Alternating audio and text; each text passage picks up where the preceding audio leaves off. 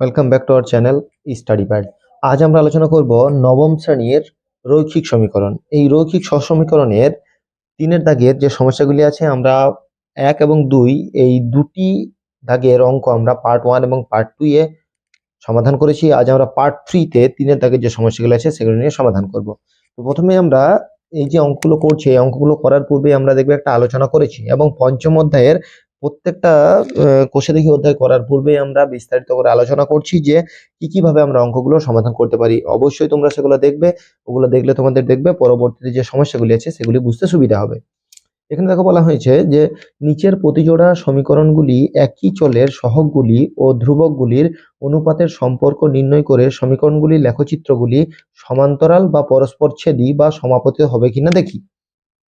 তাহলে এই যে সমীকরণগুলি দিয়েছে, এই সমীকরণগুলির যে সহগগুলি আছে সেগুলিকে আমরা a1 a2 b1 b2 c1 c2 এইভাবে প্রকাশ করি, তাই তো? তাহলে এইভাবে যখন আমরা প্রকাশ করি, তারপর সেটা প্রকাশ করার পর আমরা কি করি, সেটাকে আনুপাতিক যে সম্পর্ক আছে সেই সম্পর্ক অনুযায়ী দেখি কোনটা সমাধানযোগ্য কোনটা সমাধান অযোগ্য। যেগুলোর মধ্যে সমাধানযোগ্য দেখি সেগুলোর একটা সমাধান আছে না অনেকগুলি সমাধান আছে। এগুলো নিয়ে আমরা বিস্তারিত ক্লাস করেছি, বারবার বলছি। প্লেলিস্টের লিঙ্ক তোমরা ডেসক্রিপশনে পাবে, চাইলে সেখান থেকে প্রথমেই সেগুলি দেখে নাও, তাহলে দেখবে এগুলি বুঝতে সুবিধা হবে। তো প্রথমে আমরা এই অধ্যায়ের অঙ্ক করার পূর্বে এই 3টি সম্পর্ক একবার জ্বালিয়ে নিই। এই 3টি সম্পর্ক আমাদের কিন্তু জানতেই হবে।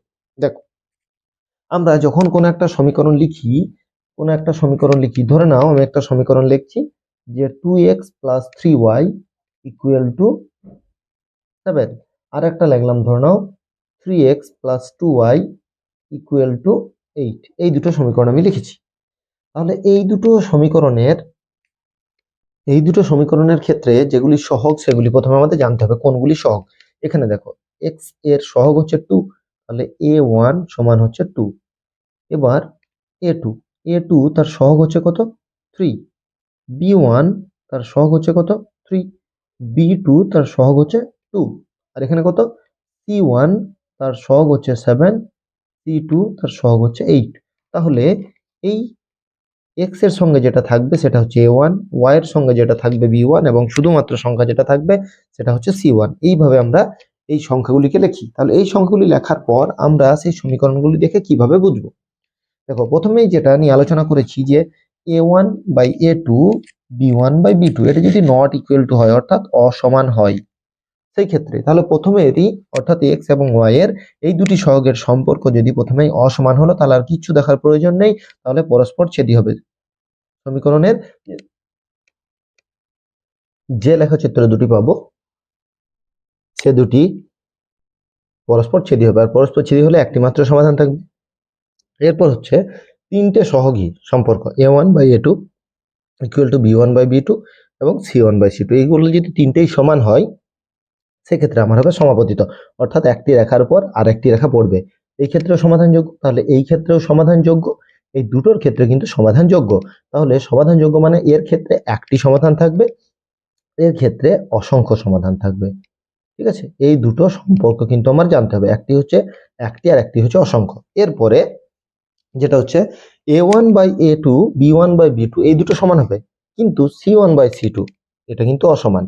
তাহলে এই ক্ষেত্রে হবে সমান্তরাল, অর্থাৎ একটি রেখা আর একটি রেখার সঙ্গে সমান্তরাল হবে, অর্থাৎ সমাপতিত হবে না বা পরস্পর ছেদি হবে না। তাহলে এক্ষেত্রে কোনো সমাধান থাকবে না, তাহলে এটা হচ্ছে সমাধানযোগ্য নয়। এবার আমরা 3-এর দাগের যে সমস্যাগুলি বলেছি, দেখো এই তিনটি সম্পর্ক 1 নম্বর, 2 এবং 3, এই তিনটি সম্পর্ক যদি ভালো করে জানা যায় তাহলে কিন্তু 3-এর দাগের সমস্যাগুলি আমরা খুব সহজেই করতে পারবো। দেখো, 3-এর দাগের প্রথমের যে অঙ্কটি বলেছে সেটা কি বলে দিয়েছে, 5x + 3y = 11। ঠিক আছে, তাহলে লিখি 3-এর দাগের 1-এর অঙ্ক, 5x + 3y = 11। ঠিক আছে, এবং দ্বিতীয় সমীকরণটাই বলেছে 2x - 7y = -12। ঠিক আছে, এই দুটি সম্পর্ক বলে দিয়েছে। তাহলে এই দুটি সম্পর্কের a1, তার মানে এখানে আমরা যদি লিখি 5/2, তার সঙ্গে কত আছে 3/-7। তাহলে এই দুটো প্রথমেই অসমান, দুটো সমান আছে কি? সমান নেই, অসমান। তাহলে আমরা এই ক্ষেত্রে আমরা বলতে পারি সম্পর্কটা কেমন, সম্পর্কটা হচ্ছে a1/a2 not equal to b1/b2। তাহলে এই সম্পর্ক অনুযায়ী অর্থাৎ 1 নম্বর যে সম্পর্ক আছে সেই সম্পর্ক অনুযায়ী কি হবে এই সমীকরণ দুটি সমাধান যোগ্য। তাহলে প্রথমে আমার কি বার করতে বলেছে, নিচের প্রতিজোড়া সমীকরণ একই চলের সহগগুলির ধ্রুবকগুলির অনুপাতের সম্পর্ক নির্ণয় করে। তাহলে সম্পর্ক প্রথমে নির্ণয় করলাম, ঠিক আছে। তারপর বলেছে সমীকরণগুলির লেখচিত্রগুলি সমান্তরাল বা পরস্পরছেদী বা সমাপতিত। তাহলে এই ক্ষেত্রে কি হবে, পরস্পরছেদী। যেহেতু a1/a2 not equal to b1/b2 এটা হয়েছে, যেহেতু লিখবো অতএব লেখচিত্র দুটি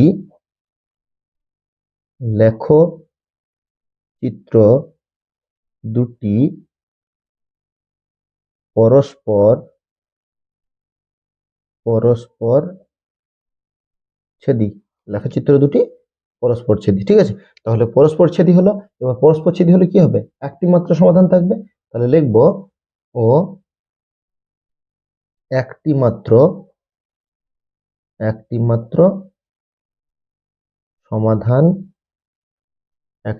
সমাধান থাকবে,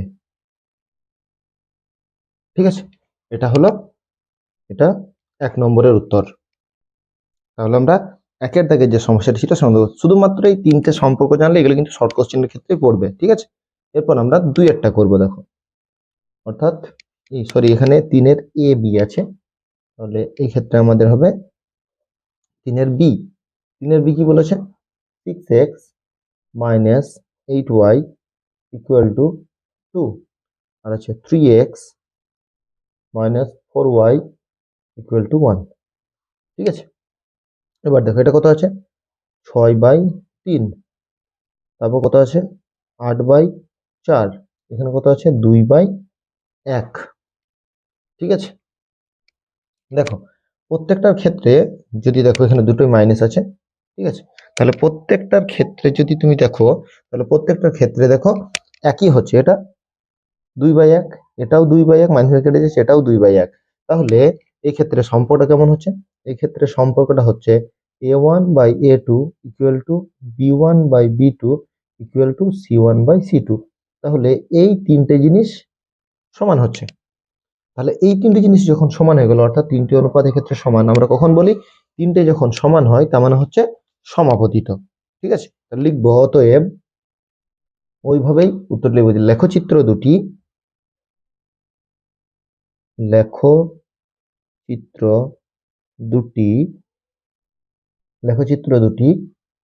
পরস্পর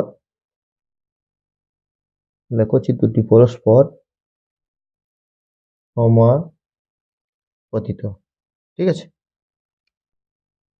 সমাপতিত। এই ক্ষেত্রে কি হবে, অসংখ্য সমাধান থাকবে। যদি আমার এটা বলেনি, অসংখ্য সমাধানের ক্ষেত্রে অসংখ্য সমাধান থাকবে। তাহলে মেন উত্তর হচ্ছে আমার এটা হচ্ছে সমাপতিত, অর্থাৎ এটা কি হলো, পরস্পর ছেদ করবে। এটার ক্ষেত্রে একটা রেখার উপর আর একটা রেখা হবে, এক্ষেত্রে কিন্তু পরস্পর ছেদ করছে, ঠিক আছে। এরপরে সিয়েরটা দেখো কি বলেছে, সিয়েরটা এখানে বলেছি যে 8x - 7y ইকুয়াল টু 0।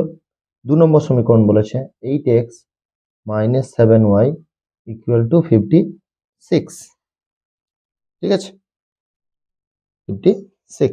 তাহলে এই ক্ষেত্রে আমরা যদি সহগগুলিকে লিখি, দেখো 8/8 ইকুয়াল টু -7/-7, একটা হচ্ছে 0/56। তাহলে এই দুটো সমান হলেও এটা হচ্ছে অসমান। তাহলে এটা কোন সম্পর্ক, এটার ক্ষেত্রে আমরা লিখতে পারি a1/a2 b1/b2 not equal to c1/c2, ঠিক আছে। তাহলে দুটো সমান, শেষেরটা অসমান। তাহলে এরকম যখন কোনো সম্পর্ক দাঁড়াবে তখন লেখচিত্র দুটি পরস্পর সমান্তরাল। তাহলে আমরা লিখব যে অতএব লেখচিত্র দুটি পরস্পর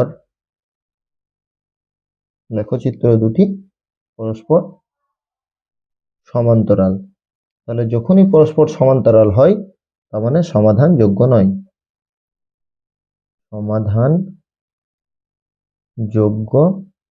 নয়, ঠিক আছে। এক্ষেত্রে সমাধানযোগ্য নয়। তাহলে এই তিনটি সম্পর্ক আমাকে ভালো করে জানতেই হচ্ছে। এটার ক্ষেত্রে কি হবে, সরলরেখা দুটি লেখচিত্র দুটো এরকম হবে, অর্থাৎ সমান্তরাল হবে। তাহলে এই তিনটি সম্পর্ক জানলে শর্ট কোশ্চেনের খুব সহজেই আমরা কিন্তু অ্যান্সার দিতে পারবো।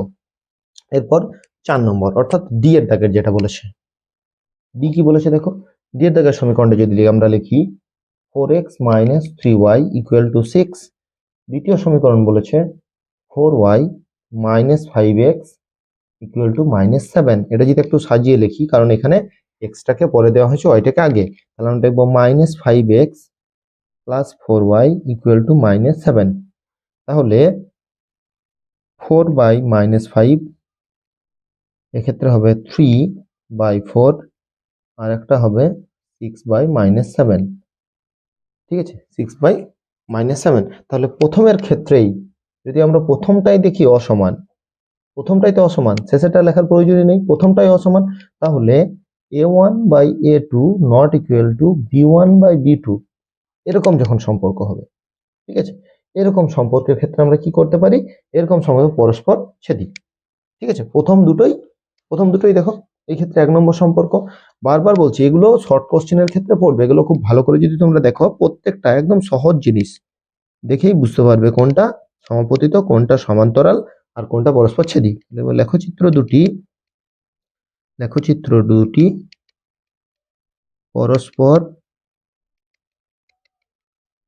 ছেদি, একটি মাত্র সমাধান থাকবে, একটি মাত্র সমাধান থাকবে। ঠিক আছে, তাহলে প্রত্যেকটা অঙ্ক বারবার বলছি 3টি সম্পর্কের উপর ডিপেন্ড করছে। এই 3টি সম্পর্ক যদি আমরা ঠিকঠাক ভাবে বুঝতে পারি, তাহলে এই অঙ্কতে কোনো কিন্তু সমস্যা হবে না। তাহলে পার্ট 3তে আমরা 3-এর দাগের যে সমস্যাগুলি ছিল সেগুলি সমাধান করলাম।